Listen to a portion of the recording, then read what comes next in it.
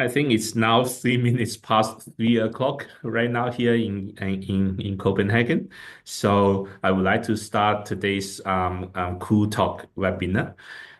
Good afternoon, good morning, and good evening, no matter where, it depends where you are. And a very warm welcome to all the participants today. My name is Jordan Chen. I am working as a senior advisor on energy efficiency and green finance with the UN Environment Program.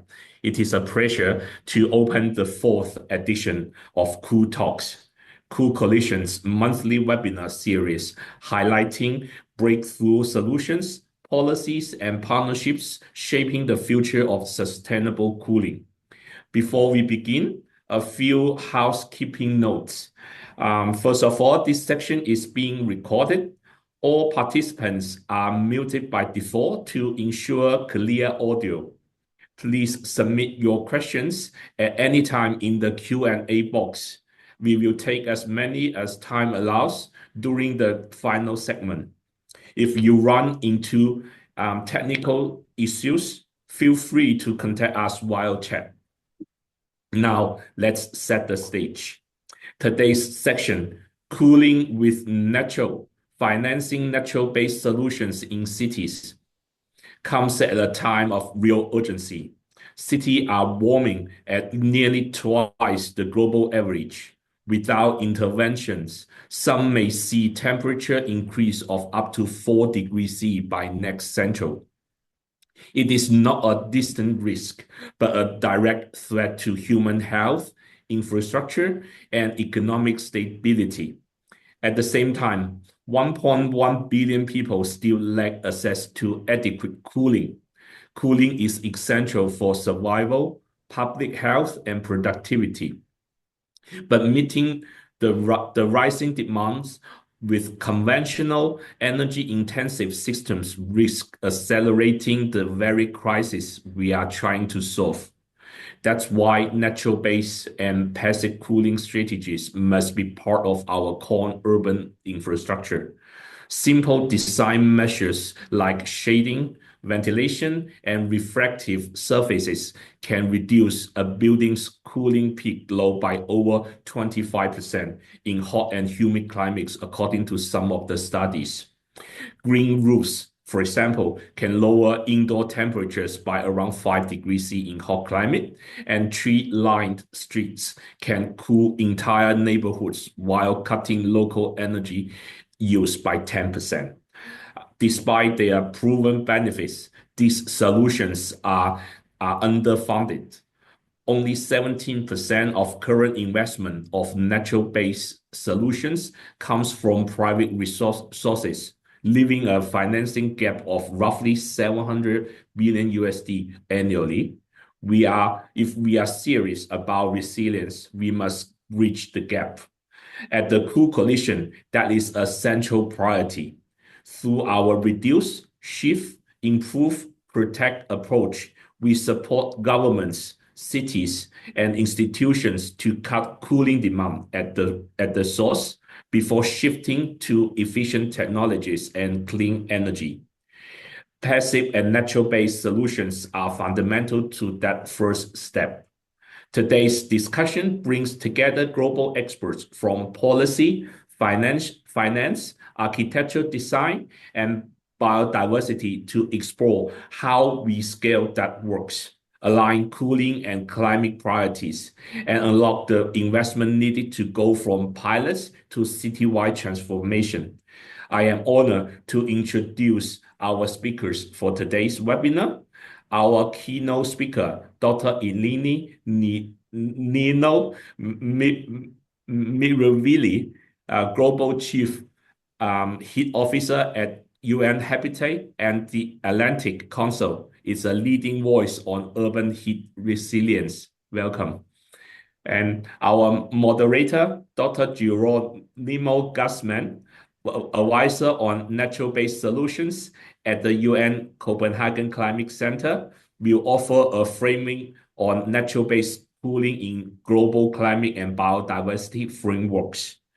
And our panel also consists of Eva Guria Partnerships and External Relations Lead at the NBSAP Accelerator Partnership, who will explore how local cooling strategies can align with natural biodiversity and climate goals.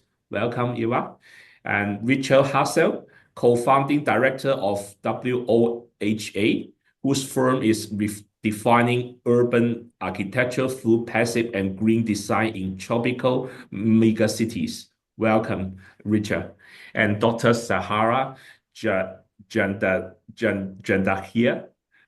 natural-based solution lead at the Construction Research Center of Canada, who will share insights on embedded natural-based solution into resilient building codes and urban design. Welcome, Sahar. Yeah, together they will unpack what it will take to move from inspiration to implementation and how we can collectively make cooling with natural mainstream reality. On behalf of the UNEP Cool Coalition and all our partners, thank you again for being with us. We look forward to a rich and constructive conversation. And now, Nino, the floor is yours for the keynote speech. Thank you. Thank you, Joalyn. You covered a lot of ground, so I'll try to keep it really short. As we all know, the last couple of years have been breaking record temperatures globally. We have, for most of 23, all of 24, except from 1 month, July, and all of 25, we've been above 1.5 degrees Celsius from the pre-industrial era. And as we all know, that means extreme weather events locally. One of the most deadly of those is extreme heat. And as Jolene said, cities are the ground zero for this extreme heat. And it's in cities that we see all these different critical systems for our survival being particularly affected by these extreme weather events. So we have our water systems, which are very much affecting every other aspect of our ability to survive on the planet. Our water system being particularly under pressure with extreme heat, but also long periods of drought and lack of rain, but also flooding, which also disrupts the whole kind of water cycle. The water is one of the critical systems, but it, as I said, affects many others, creating cascading impacts under the pressure of extreme weather events. Our food systems, issues of food security, the health system, especially under extreme heat, ecosystems in general. Extreme weather events are wreaking havoc over our plants and animals and biodiversity on the planet. And of course, infrastructure is affected from our transportation to our communication systems, to the capacity of us to actually work and function in cities is really undermined. And finally, our cities' economies and finances are particularly affected. For example, extreme heat affects, first and foremost, productivity, where we see incredible shrinking of our productivity during extreme heat days. So we know that is a threat multiplier. Extreme weather events that are climate change induced are a threat multiplier for our cities. And we also know, and we have increasing reports and articles coming out telling us that some of the best solutions that we have for dealing with extreme weather events, and especially extreme heat in cities, are nature-based solutions. Recently, a report that came out of Europe, I think it was from the Lancet, that looked at 94 different cities around Europe, found out that if we increase by 30% tree cover in our cities, then we can reduce temperatures by 1.3% Celsius, and that means that we can we can prevent 1.3 of premature deaths. So this is one of the few reports that, but we get more and more of them that actually can give us specific quantitative results of how by having much more tree canopy and nature within our cities, what are exactly the percentages of people that we can save. And we're getting more information like that link nature-based solutions with effects on our economies and effects on the number of people that we will be able to be saving, and of course, different capacity of our systems to be functioning under extreme weather events. However, we know, unfortunately, that on average, the share of green spaces in urban areas globally is decreasing, and is decreasing from 19.5% in 1990 to 13.9% in 2020. And this is a very big problem, and this is why I'm really looking forward to this panel, because we know that a big problem with that is that there's very little investment going to nature-based solutions. We know, for example, that in general, if globally we have about $1.3 billion going to climate initiatives, and of those, of all of those, most of them go to mitigation, to energy-related investments, which are almost half private and public, almost about 1,200 billion, and only 62 billion go to adaptation and resilience, and those are only public, and of those, a small percentage of that kind of investment goes to nature-based solutions and to cities per se. To end on a positive note, recently we had a report that posits the issue that we have an urgent need for resilience and adaptation to build in our cities, and this could really become a market opportunity for investments that we can see growing in the next until 2030, let's say, significantly. So I'm hoping that this will be indeed part of this discussion of how we can be hopeful for significant investments and significant amelioration and growth of nature in our cities, nature-based solutions in our cities, which actually will make our cities not only more resilient to extreme climate, but also much more livable, much more beautiful, and much more healthy and sustainable for us all. And we really need some hope these days. So guys, take it away and let's hear what you have to tell us. And I'll join you back at the discussion. Thank you, Nino, for the wonderful keynote speech.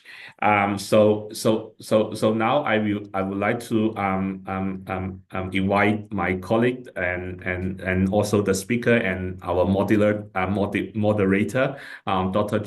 Geronimo, and then to start the panel discussion and then to to moderate. Yeah, thank you. And Geronimo, the floor is yours. Yeah. Great, thank you, Jaloon. No, thank you very much, Jaloon, and thank you, Lenio, for these nice opening remarks and the very inspiring keynote address. I'm also looking for the good news, but I think we will definitely share some as we go along. So welcome everyone to this panel discussion that we now want to have on mobilizing investments and policies for nature-based urban cooling. I want to welcome also my distinguished colleagues here that join me in the panel. Very happy to be here with you all today. We will first have 4 short inputs on nature-based cooling and global climate and biodiversity frameworks, urban architecture and passive cooling. the national biodiversity strategies, and then also designing climate resilient buildings before we then move into a Q&A session. And I want to emphasize that the Q&A session, of course, is also open for your inputs. So if you have any questions that you might encounter during the presentations, or also that you brought here before, then please feel free to raise them in the chat as we go along, and we will then address them later on. So next to having the honor of being the moderator here, Zarun already mentioned it, I also have the opportunity to address all of you with a couple of remarks on global climate and biodiversity framework. So let me take off my moderator hat and put on my presenter hat and kick it right off with complementing to set the scene as Linio and Zulun have already done. And I want to, raise 3 trends that are very much relevant for heat stress in the city, and also that are conducive, unfortunately, to the heat island effect. And the first one, of course, is climate change. We heard it before. We are currently on track to 2.7 degrees warming, 2.7 degrees Celsius warming above pre-industrial levels, according to the Climate Action Tracker. So that's very worrisome figure. We also have a second trend, and that's urbanization paired with population growth. In 2018, 55% of the world's population have lived in urban areas. And this proportion is expected to increase up to 68% by the middle of the century, so over 2/3 by 2050. And third, and this is of course driven by climate change and urbanization, we observe an increasing nature loss in and around cities, which reduces the ability of our urban ecosystems to provide ecosystem services like cooling. Yeah, and put together and against this background, policymakers and practitioners like us are increasingly recognizing the important role of nature-based solutions and nature-based cooling measures, more specifically to address these trends and reduce climate and heat risks in cities. Now, I don't want to go into details of the different nature-based cooling measures like green facades and green corridors. I think Richard and Zahra are in a much better place to talk about that as we go. But I want to now point towards 2 global frameworks that countries can use to leverage that they can leverage to advance nature-based solutions and nature-based coolings in their city. And the first one, of course, is not unknown. It's the Kunming-Montreal Global Biodiversity Framework, which sets out 4 goals for 2050, and more specifically, also 23 targets for 2030 to be reached in 2030. And among those targets is target 12 that I want to draw our attention to here. And target 12 aims to enhance green spaces and urban planning for human well-being and biodiversity, and is thus directly relevant for nature-based cooling in cities. So the vehicles countries can use to target this target, or to embark on meeting this target, are of course the NBSAP, so the National Biodiversity Strategy and Action Plans, and we will hear a little bit more about this in our third input from Eva. The second framework is, of course, provided by the Paris Agreement, and this is now shifting a bit from the nature perspective of the Global Biodiversity Framework more towards the human perspective.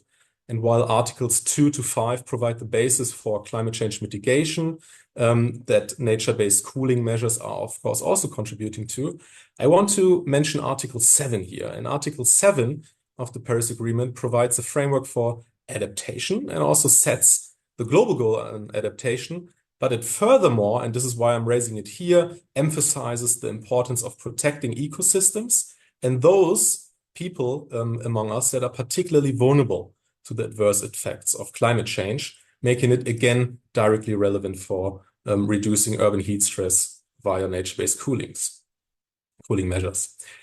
So countries can integrate these measures in their NDCs, their nationally determined contributions, as one vehicle to do it. And the good news, and coming back to Linio here now, is that we see actually that the uptake of nature-based solutions in general in urban context is increasingly picked up in countries' NDCs. And I'm happy to also share an urban content of NBC report from UNEP on this, which is very insightful. However, and this is unfortunately the caveat here, which is also at the heart of our discussions today, there is, of course, a lack of finance for implementing nature-based solutions. And according to UNEP's 2024 State of Finance for Nature and Cities report, the overall funding for urban nature-based solutions is insufficient. The numbers vary a little bit, but it is estimated that the overall annual finance gap for NBS amounts to 230 billion US dollars in 2025, so this year, and this could increase up to 520 billion by 2050, and particularly investments in nature-based solutions in cities are drastically lacking. So closing this finance gap and shifting from gray to green in cities while maintaining investment returns is not really easy, and cities definitely need and require additional support. And this also entails developing innovative business models and financing mechanisms for urban NBS. And here at the Copenhagen Climate Center, we actually currently work in 3 different cities in India, Zambia, and Mauritius to do exactly that. We co-develop business models for the implementation of urban nature-based solutions to help attract the much-needed resources that are needed to advance nature-based cooling and nature-based solutions in these cities. And I'm very happy to share a knowledge resource that might be helpful for you with you in this chat that we have published a couple of weeks ago. So let me come to an end here, and my 2 main takeaways are: first, Target 12 of the GBF and Article 7 of the Paris Agreement provide ample frameworks for countries to push for nature-based cooling, for example, in the NBSAPs and NDCs. And the second one is that the urban NBS and cooling content of NDCs actually grows. So that's the good news. But then on the downside, the available finance is still insufficient. But as I mentioned, we are working on it. So thank you very much for your attention. I'm very interested in any questions that you might have after we have concluded with the next 3 inputs by my colleagues here. And I'm looking forward to that discussion.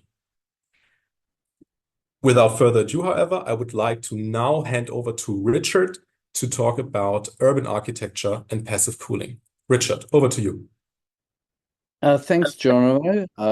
Yes, I'm going to share some private sector approaches. I think, Maria-Sophie, you're going to share my slides.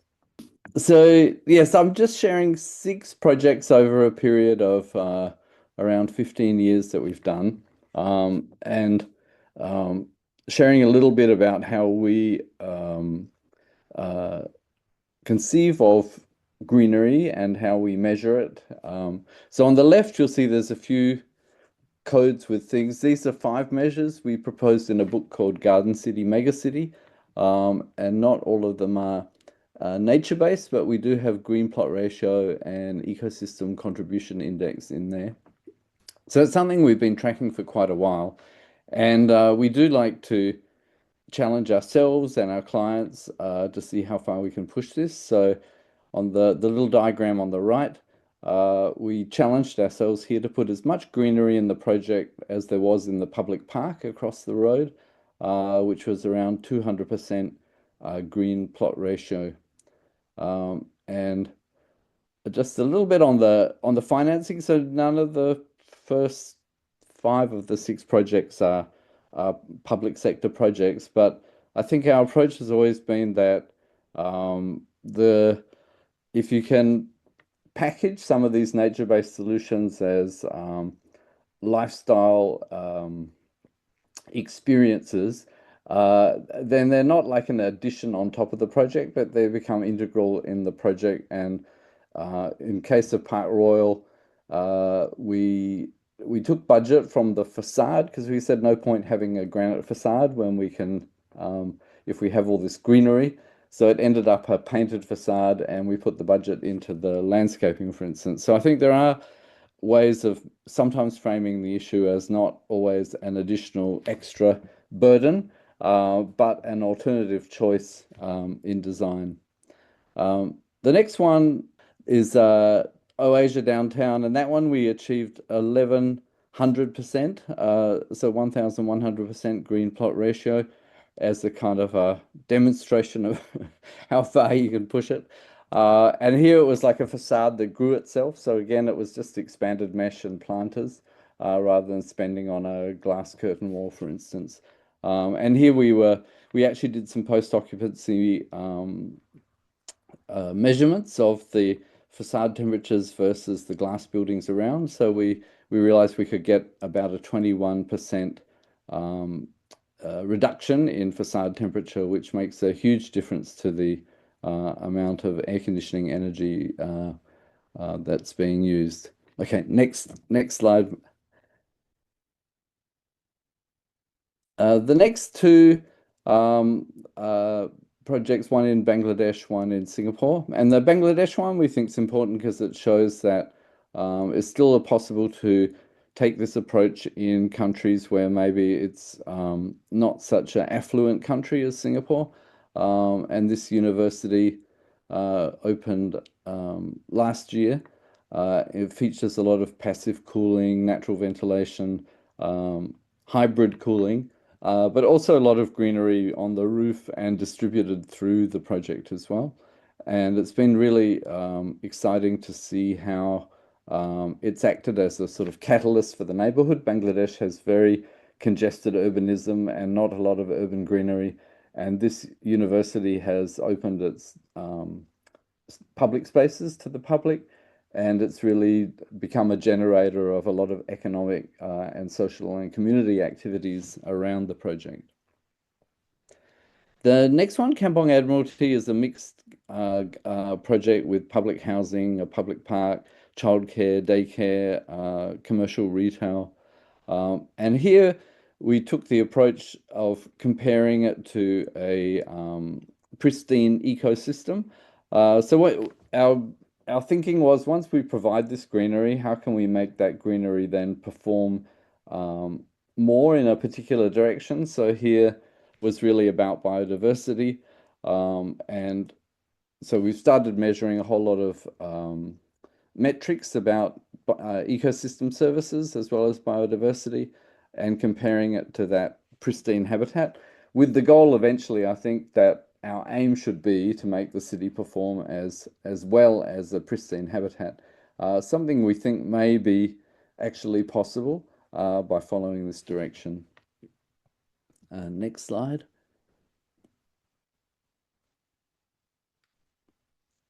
So Pan Pacific Orchard we recently finished, and this one has a stack of public spaces and gardens every few floors. So there's 4 stacks of these gardens. You can see that we've got a high green plot ratio, as well as it being a commercial hotel in busy Orchard Road, and the ecological and ecosystem services are quite high, despite it being it fully covers the block. There's no setback around it, but all the greenery is provided within and through the project. The last one, the Singapore Pavilion in Dubai, for the Expo 2020 Expo, it was a bit of a challenge to ourselves to say, well, we've already covered the roof and the ground and the walls with greenery. So this one, even the ceiling was covered with greenery as a little bit of an experiment. But it achieved really very high performance compared to the desert vegetation, of course, which is quite a less lush vegetation than in Singapore. And so I think it's obviously not a practical building in many ways, having so much greenery in it. But for us, it was a really good demonstration of the fact that the technology is there. It's really a question of how you apply it. And of course, all the sort of institutional support in terms of maintenance and dedication of certain areas to that use. But I think it's, to summarize, I think there's many strategies that are already proven to work. Singapore in some ways is a special case because it's hot and humid and green. But we have been adopting these practices in Australia, Perth, Brisbane, in Taiwan, in Taichung. So they have proven to be translatable to different countries and climate zones. Thank you. Thank you, Rich. No, great. Thank you so much, Richard. I really liked the examples of the green facades that you gave, and I found it super impressive that the pavilion lowered perceived temperatures 6 to 10 degrees Celsius. That's quite the achievement. Thank you so much. Looking at the time, however, and we will find time to discuss this maybe later on as we go. But for now, I would like to hand over to Aoife on aligning national biodiversity strategies with city cooling goals. Over to you. Thank you very much, Geronimo and Mari-Sophie. I also have a PowerPoint, just 3 slides, and I'll let you know when to change the slides. But good morning, good afternoon, everyone. I think I've already been introduced, but I'm Eva Gurria, and I'm the Partnerships and External Relations Lead for the MBSAP Accelerator Partnership. Next slide, please, Mari-Sophie. Well, colleagues, I'm very pleased to join the discussion today on urban cooling. Among many things, because it's really one of the most practical and high impact ways to address climate risks in cities. So I sometimes wonder why we're not focusing much more on it. But really building on my colleagues' previous presentations and particularly on Geronimo's, well, of course, as we said, across the world, cities are becoming hotter, more vulnerable to extreme heat. And nature-based solutions like urban tree planting, but also mangrove restoration in coastal cities and green corridors have really proven to reduce temperatures while enhancing, as has been said by Lenio, biodiversity, health, and well-being. But truth be told, many of these solutions often remain fragmented or underfunded. So to scale them, and this is really at the heart of my argument, we must embed nature-based cooling in national policy frameworks, as Geronimo actually alluded to. So specifically in countries' national biodiversity strategies and action plans, these MBSAPs, with this horrible acronym, and the nationally determined contributions that help deliver on the Paris Agreement. And this is exactly where the MBSAP Accelerator Partnership comes in, where we support countries to bridge policy and practice. Next slide, please. So I just want to highlight a few real examples that we've received through our matchmaking mechanism at the MBSAP Accelerator Partnership. So for example, we have Antigua and Barbuda requesting support for sustainable wastewater systems that combine cooling with biodiversity conservation. We've heard from Jamaica piloting urban tree planting strategies to address extreme heat in cities. Somalia is planning green spaces in the Jazeera district as part of its protected area system. And Zimbabwe, developing the Mount Hamden Green City Framework, which is an urban plan centered around nature-based solutions. And the important point to get across is that these requests are not isolated projects. They essentially reflect the growing demand for cooling solutions at a national and local level that are people-centered, nature-positive, and policy-aligned. And each of these countries is really grounding their efforts in national biodiversity and climate priorities. And that is what enables scale and long-term impact. Next slide, please. So at the MBSAP Accelerator Partnership, we help countries turn ambition into action. So we go from the framework and the updating of MBSAPs to implementation. And we do this in 3 main ways. Our first is via our matchmaking mechanism, where essentially we connect country requests that come to us for MBSAP implementation support with technical and financial partners, like some of our presenters and possibly some of our audience. So we have any countries or potential technical and financial partners in today's audience that are interested in learning more about our work, please do reach out. Secondly, We do this via our facilitator program. And essentially, facilitators are individuals that are embedded in selected countries or regional technical institutions to help accelerate MBSAP implementation. And we have facilitators in 24 countries. But last but not least, and sorry, on facilitators, essentially the role is to support national governments in designing stronger, fundable proposals for a matchmaking mechanism. And this would include nature-based urban cooling as it delivers on target 12. Our mandate is across the 23 targets that Geronimo already addressed. And then lastly, we help countries align their MBSAPs with their NDCs and also with their national adaptation plans, the famous NAPs. So ensuring that nature-based solutions are really embedded into national systems and that their profile is raised at the level of possibly the NDCs via various advocacy and communication activities like today's webinar. So to conclude, really, if we want to scale urban cooling solutions, we need to integrate nature in national planning, and we need to bring cities into that conversation. And so the MBSAP Accelerator Partnership is a vehicle to just do that, and we invite all of you to partner with us. So thank you very much. Over back to you, Gerard. Thank you so much, Eva, for that nice input. I really like the nature positive examples that you gave. And then also, I think the matchmaking mechanism is really central to advancing nature-based cooling. Thank you very much. With that, we are coming to our last panel input here on designing climate resilient buildings by Zara. Please, Zara, come in. Well, if I wanted to just talk about the emerging solution for financing nature-based solution in Canada, what we have public sector funding, private sector investment, and public-private partnership. In public sector funding, if I just wanted to give you a glimpse, is that usually the government allocates through national budget grants and subsidize.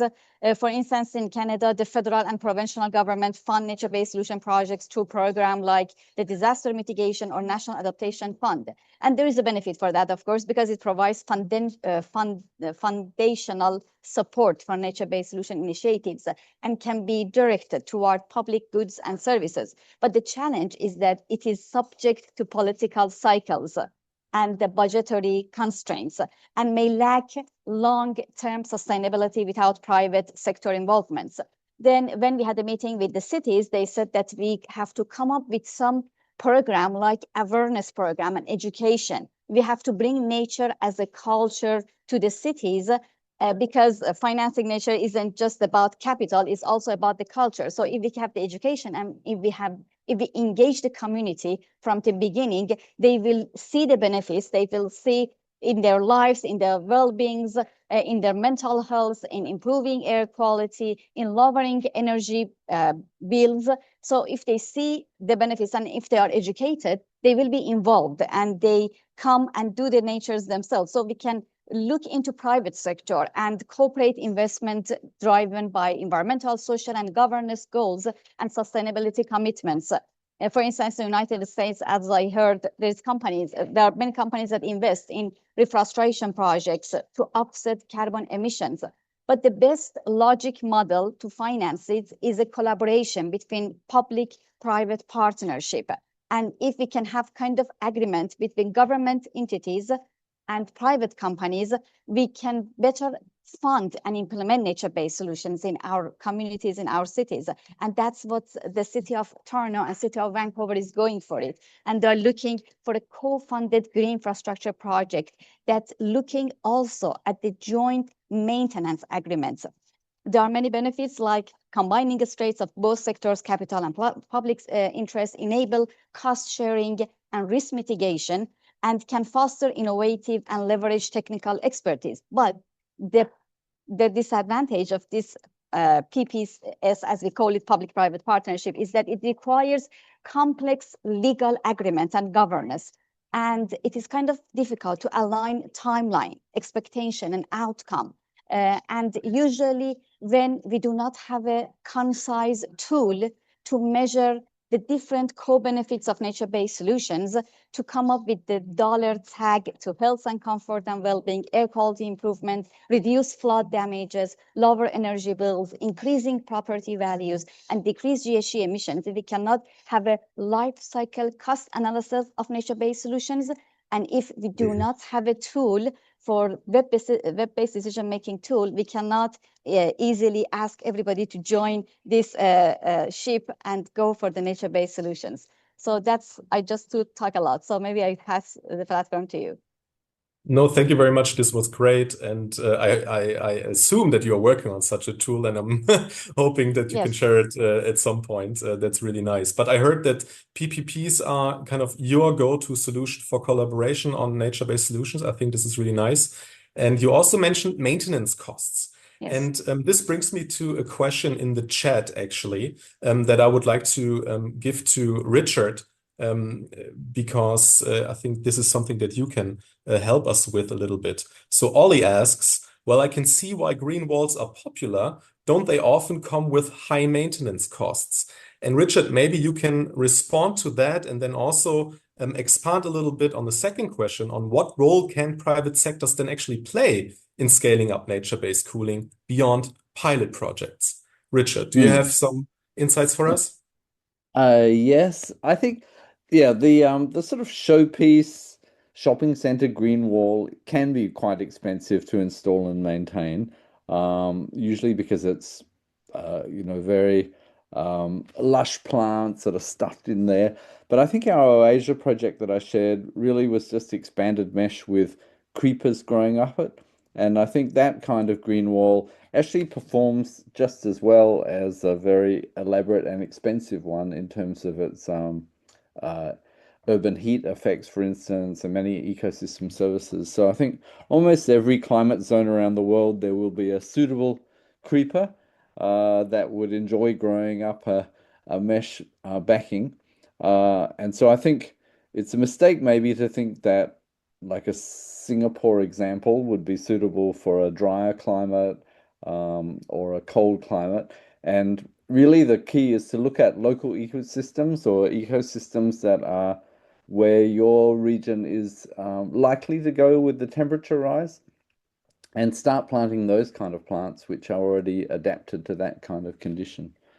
So that's the first question. I think the second one about scaling up, I mean, what we've found is if a private sector project does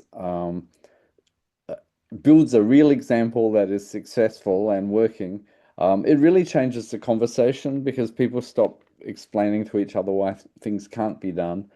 And then they start asking the question, why can't it be done? Because that other project did it. And people are very innovative. They always find cheaper and simpler ways of doing something. So I would say there's a real power in having some prototype projects that demonstrate it and that everyone can learn from.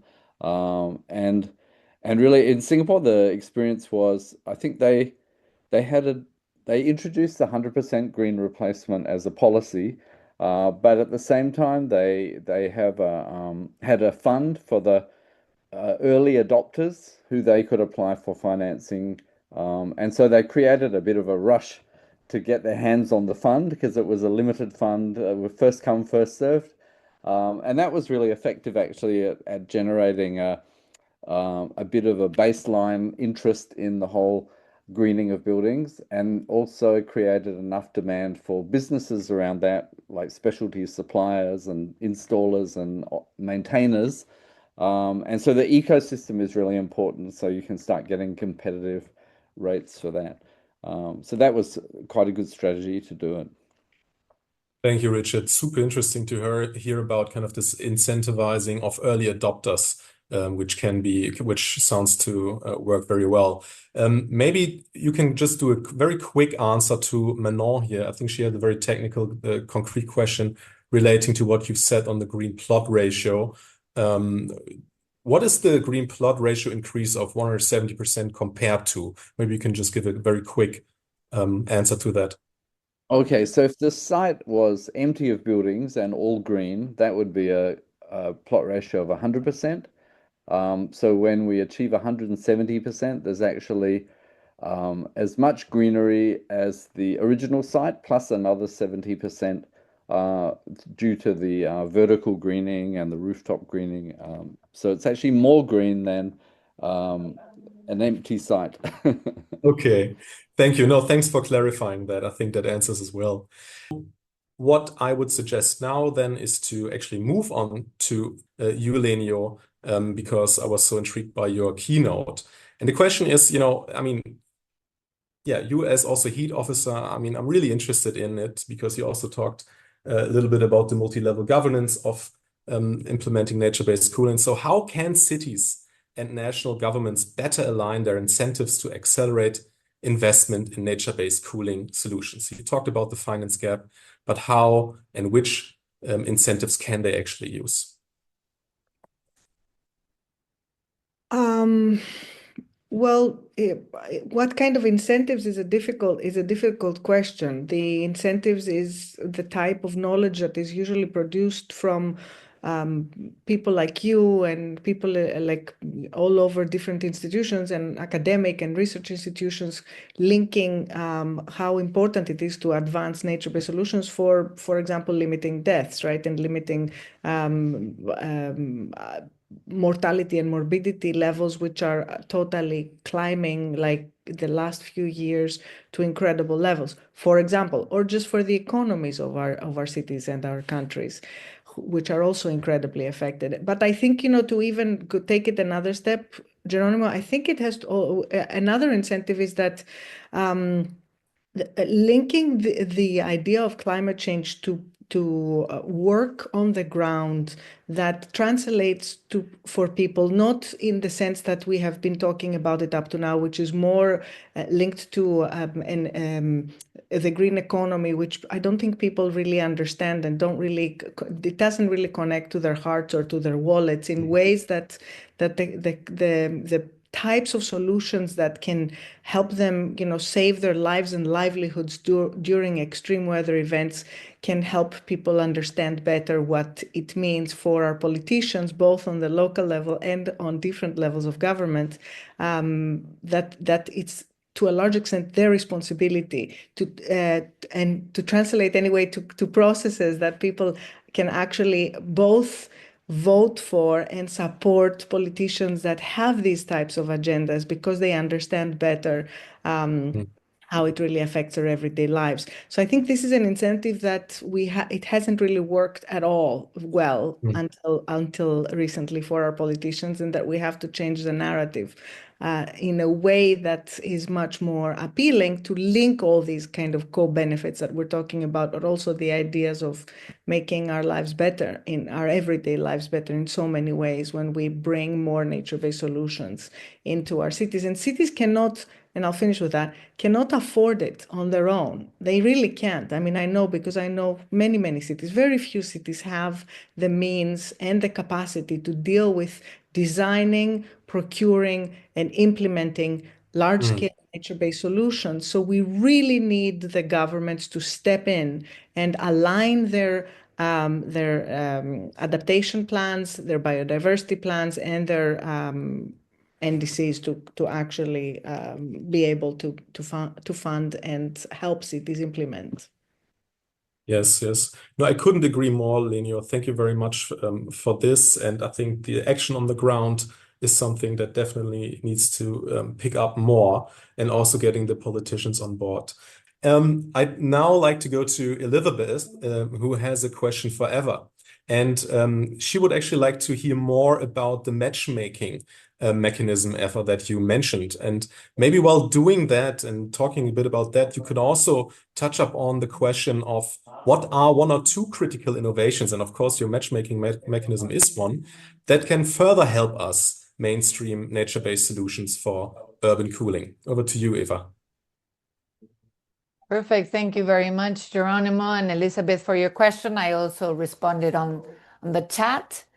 But essentially, the way the matchmaking works is through country requests.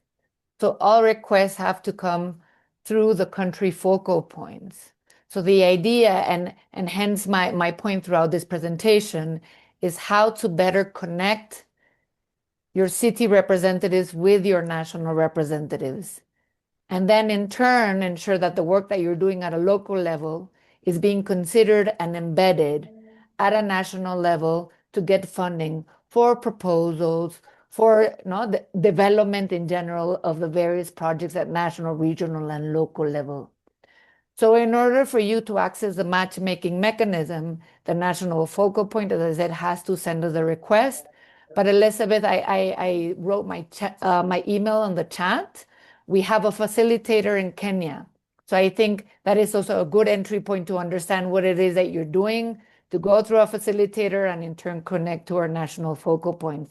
So there we can have full circle. But by all means, please do send me an email.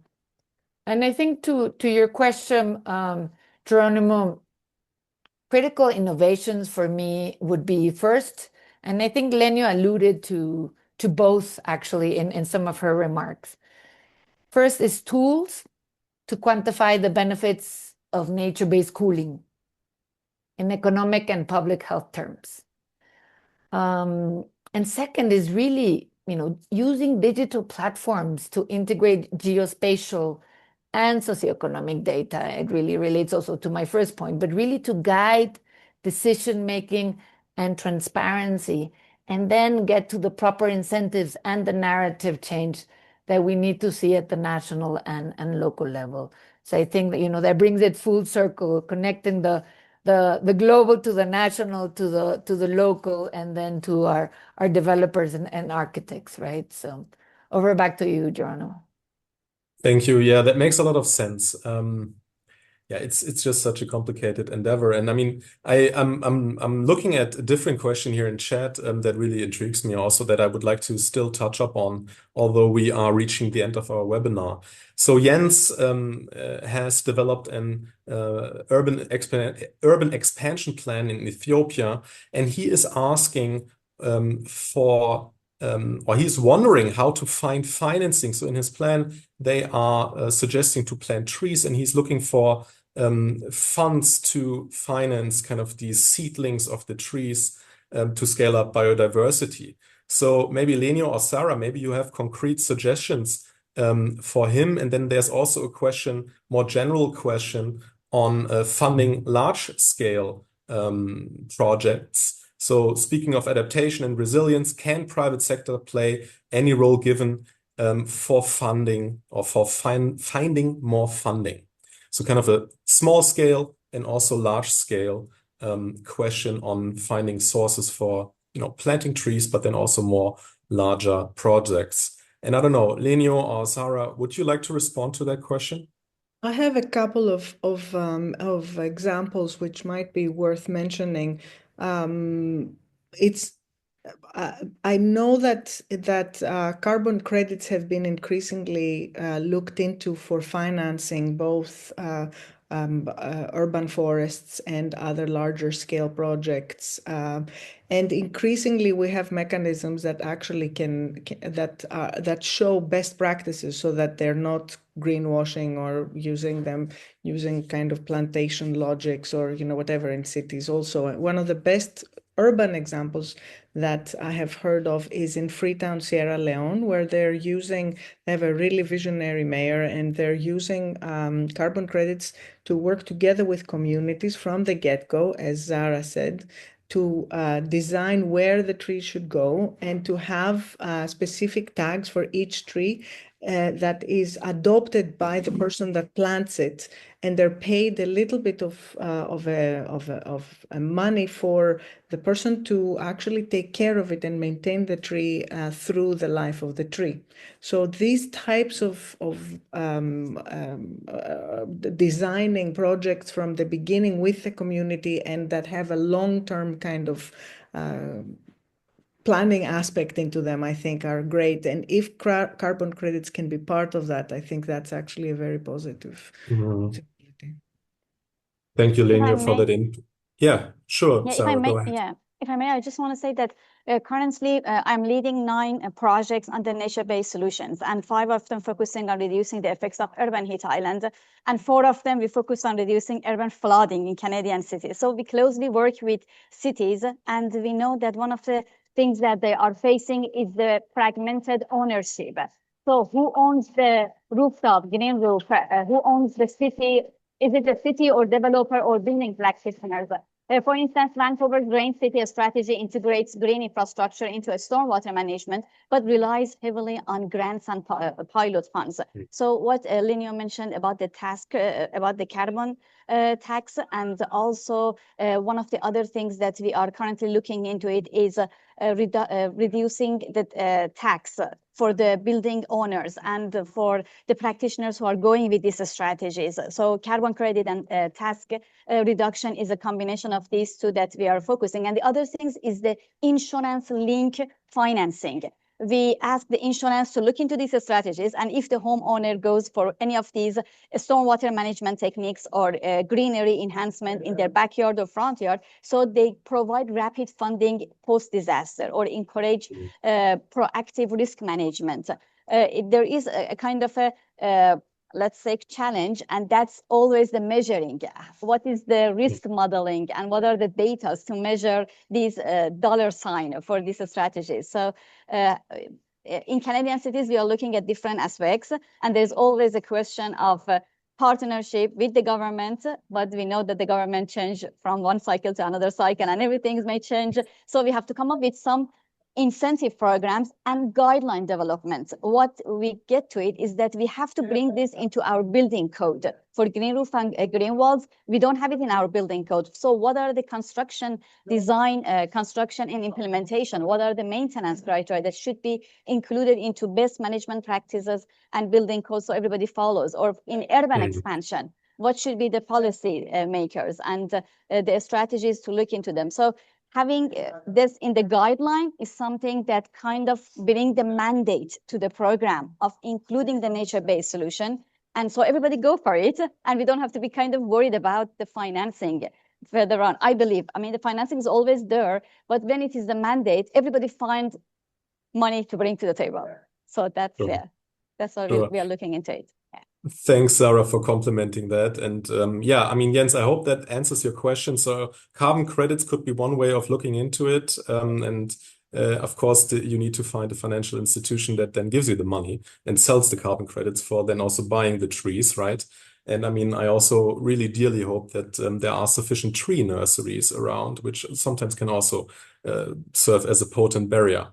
So we are coming to the end, but I want to allow one last question, because Zara, you just really nicely touched up on the flooding issue, and Pascal here in the chat actually raises something in relation to that, and he says that a barrier to nature-based solution development is water. So now it moved away. I'm really sorry. I have to find it again. A barrier to nature-based solution development is water, and climate change heat waves affect countries and cities in which we have not many water resources. So how do we solve this problem? So I do believe that he's alluding to the fact that if we want to increase urban greenery, we also need to be able to water it. But what if we have a conflict of water resources here? So maybe anyone with experience on that could share their thoughts with us as a last question. Anyone? I could suggest something. Please go ahead. We recently did a project in Perth in Western Australia, which is where I am at the moment, actually. And Perth has quite severe water issues. So when we proposed some integrated greenery in the building, that was one of the questions. But we realized that actually wherever human beings are, there's always a lot of water being used. So it's really a question of how do you use wastewater. And that was quite interesting to us. Out of the 13-story building, we only had to take the grey water from 2 of the floors to have enough water to water the entire building. So, I mean, that's in some places that is also difficult to have the technology to work with grey water. But I think people always create wastewater. So I think that's the secret for how to water nature-based solutions. If I may, Yes. I would also Sure. like to add that, for instance, for our green roof project, we are looking at soil volume and what kind of materials can be used in the soil that can absorb and retain water for a longer time period, so we don't have to water it all the time. Or, for instance, reusing the gray water and recycling these water into the system, like having a bioretention facilities that can not only reduce the flooding, but also can keep the water for a longer time period and then recycle and reuse it in the system. So these are the things that we need to look into it again with the model, with the in-field studies, with simulations, and coming up really with the web-based decision-making tool that everybody can use it with confidence in their own communities. Great. Thank you, Sarah, and thank you, Richard. And this is what I Yes, have to please. jump in. This is new types of expertise that we need to kind of come together to work on these things, which are really, really important. I mean, Richard knows really well that probably the type of knowledge that you bring, if you bring the capacity to do hydraulics and thermodynamics and all of these types of and kind of ecological knowledge needs to come together more within national and subnational kind of design and development possibilities, really super important. So this is Yes. great we have this panel, because this is the kind of panel that brings all this type of people together. Thanks, Lenio. I couldn't agree more, and I think these are nice words to end this panel discussion with. So we have discussed mobilizing investments and policies for nature-based cooling. I think we touched upon quite a bit of important and very interesting aspects. And with that, I want to thank you all for this nice discussion, and I want to hand back over to Zulun for his final and closing remarks. Thank you, everybody. Thank you, Geronimo, sorry. Yeah, so thank you for the wonderful, discussion for all the panelists and the speakers, and then also thank you for all the participants, for a rich and practical and inspiring, discussion. Today we heard how cities are integrating natural into urban planning, architecture design, how finance is being mobilized to scale nature-based solutions for the case of Canada, for the case of different countries that ever share, and also how passive strategies are delivering measurable results, and then also how to integrate this into different projects that Richard has shared. Yes, the takeaway is very clear. Before we invest in complex, technologies, we must prioritize what already works, including natural-based solution. Yeah, and at the UNEP Cool Coalition, we are working together with our partners to integrate these strategies into national cooling plans, investment frameworks, and on-the-ground implementations. From the global cooling pledge to our work on green finance and technical, guidance, this remains a core pillar of our agenda. In the coming days, we will upload the recording on our YouTube channel and publish a summary article on our website, where we will also share today's presentations. Let's continue moving this work forward together and with urgency.